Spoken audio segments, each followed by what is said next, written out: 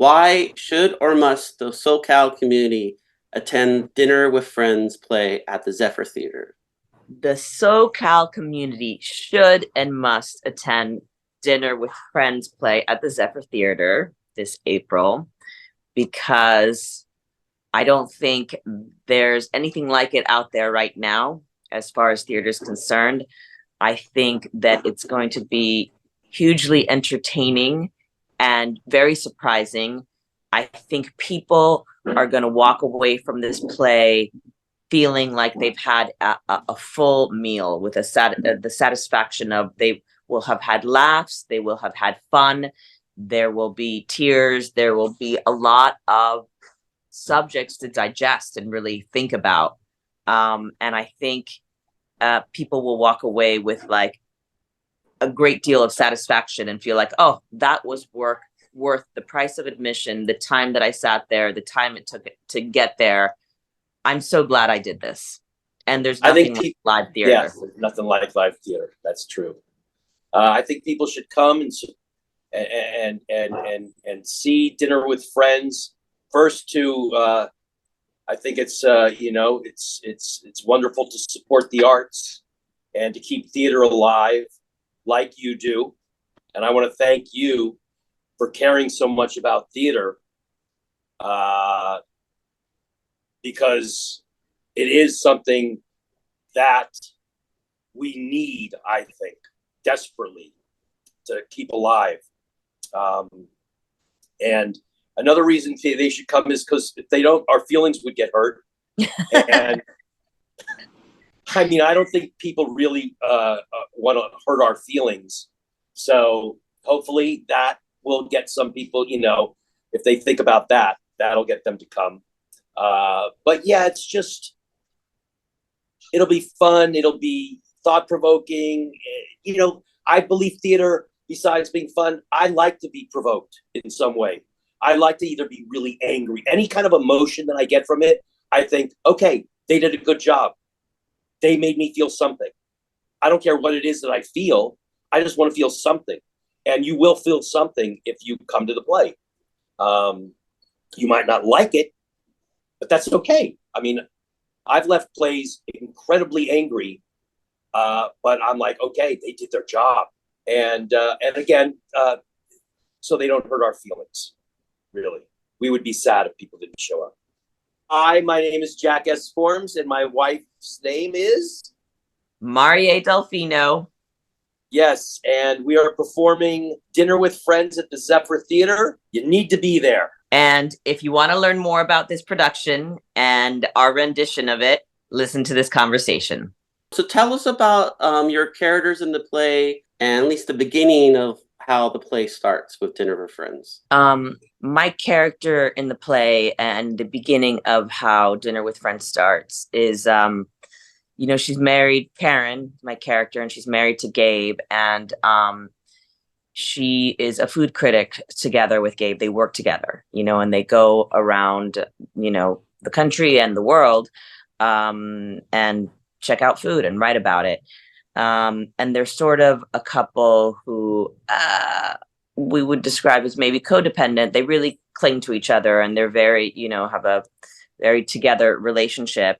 And the play starts with them having come back from Italy and telling one of their best friends, who's a married couple, the wife is there, telling them about this unbelievable sensual trip that they had, for the senses, the food, everything. And they're sort of lost in their reverie about it and their excitement and don't really notice what's going on with their friend. And then from there is how the play unfolds. And I would say Karen is, she's a very black and white person, fiercely loyal and loves her family very, very much, and her friends very much, but can be a bit intolerant because of her own fears and her own childhood traumas.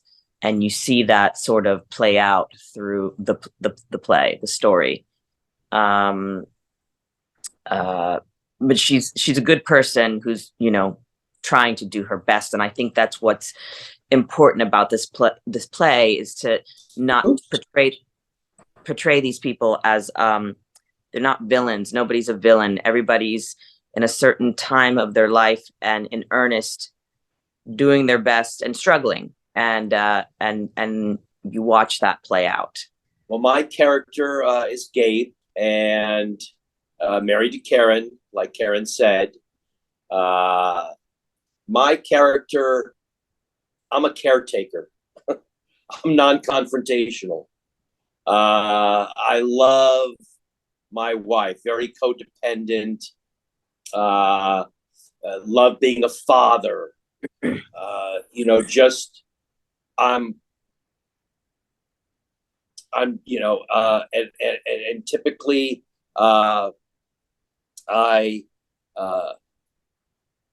that's what means the world to me. My world is my family. So jumping from that,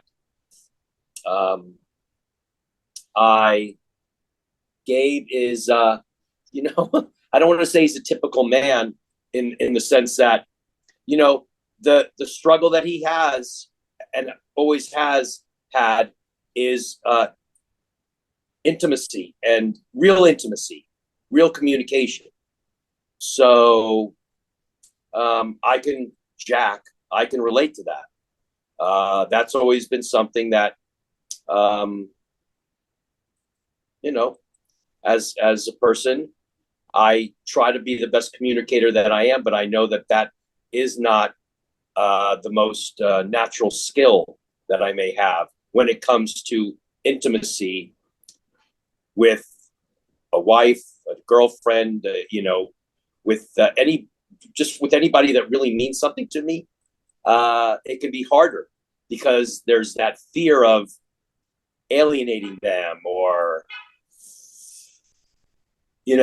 finding out maybe a truth you don't want to find out. So I think that's really the Achilles heel for Gabe. It starts off what she said, I'm going to defer to my wife, but no, it starts off exactly that. We've come back from a trip. We sort of, our trips together they're sort of, that's what bonds us. We just connect on many levels, but the deep levels, you kind of find out maybe we're not so connected. What do you want the audience to get out of your production of Dinner with Friends? What do I want the audience to get from the production of Dinner with Friends? I think one of the things that I want is for people to, people who are struggling or feel alone to watch this and be like, hey, this is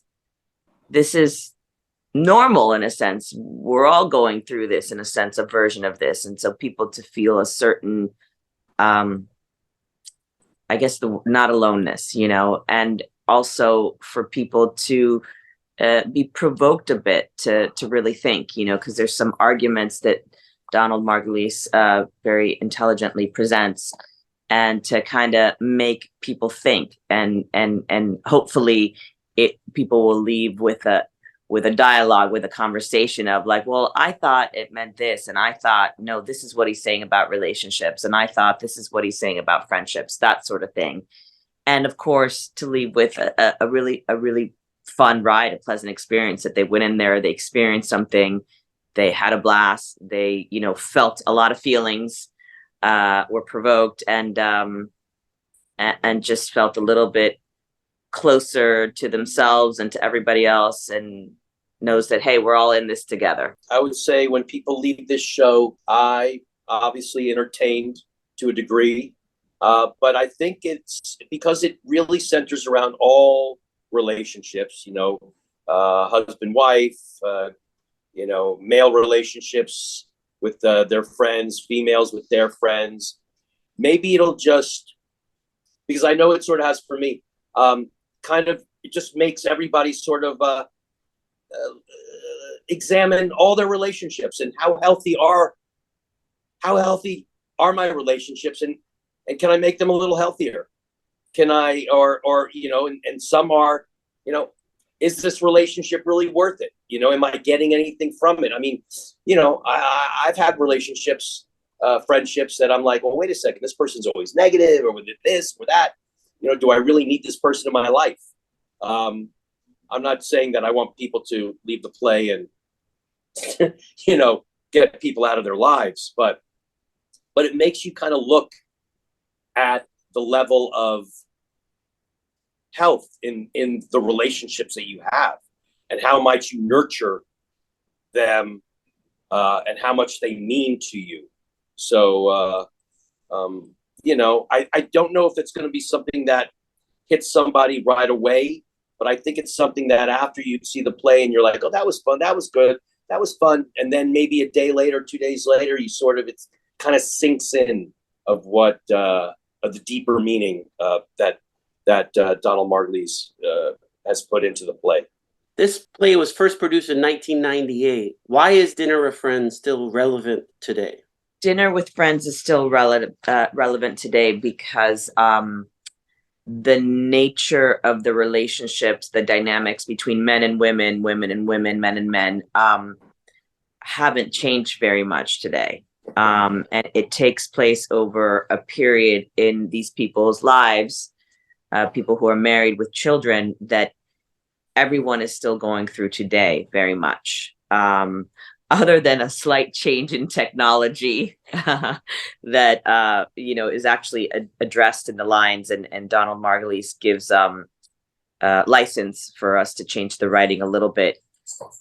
It's completely what people are going through today. You know, it's there's no change. There's I just got distracted. My dog jumped on my bed. It's absolutely relevant. There's nothing is dated about it. Yes, it's still relevant today. Yeah, relationships are relationships. They just, nothing's changed that way, and it's timeless. It is timeless. That's true. It's very timeless. I think that's what was one of the attractions to the play, because you're right. Because of when it's written, a lot of plays written 25 years ago, they don't really. You do them today, and it doesn't really make sense. But this one completely makes sense to me. I mean, yeah, it is a timeless piece. I think I'll end it with that. Yeah. What do you think will surprise the theater audience watching this version of Dinner with Friends? Very good question. What will surprise the audience watching this version of Dinner with Friends? I think what will surprise the audience of this version of Dinner with Friends is, you know, while we're staying true to Donald Margulies' vision, we still have our own take on it, and our own opinion about certain things, and Peter has just put his like touch on it that I think does make it more timeless and current and relevant and digestible today. And I think that that's important. Peter's direction makes it digestible, because it's a lot, you know, and it's a lot of dialogue, and it's a lot of dynamics, and his version of it, I think, gives you just gives you a lot of colors and a lot of flavors, and is not just one thing, and it does give you hope. And I think that that's what's really important. Like, in the end, there is hope, and that was really important to Peter to be in there. Well, now nobody's going to want to see it because they know the ending. That's not the ending. You don't know the ending. I'm just kidding, honey. I think people will be surprised, or what might surprise them. You know, Peter has approached this play. You know, we're not trying to take ourselves too seriously. As you know, it is what it is as far as relationships. We're not trying to. So there's a lot of lightness. There's a lot of irony. There's I think people will be surprised maybe with the humor. I mean, it is a dramedy, but we have, and Peter has tried to approach it in a way, because I believe also, if you try to shove a message down somebody's throat, they probably won't hear it. They hear a lot more things. I hear a lot more things when somebody just sort of suggests and allows me to kind of ingest it in the way that it might affect me. So I think that people will be surprised that, you know, everybody's going to be sort of hit by this play very personally and differently. It's not all, you know, one message or after just married couples or after just, you know, I think it's more of a light, you know, I'm almost, how would you say it if it was a comedy? What's comedy drama? Is that you got a dramedy, but then you have a, you know, and I'm thinking a dark comedy. Yeah, you know, it's not, we're not trying to be, you know, yeah, it's not heavy-handed. We're really steering away from that heavy-handed drama. Listen to us, take us seriously. This is major. We're staying away from all that.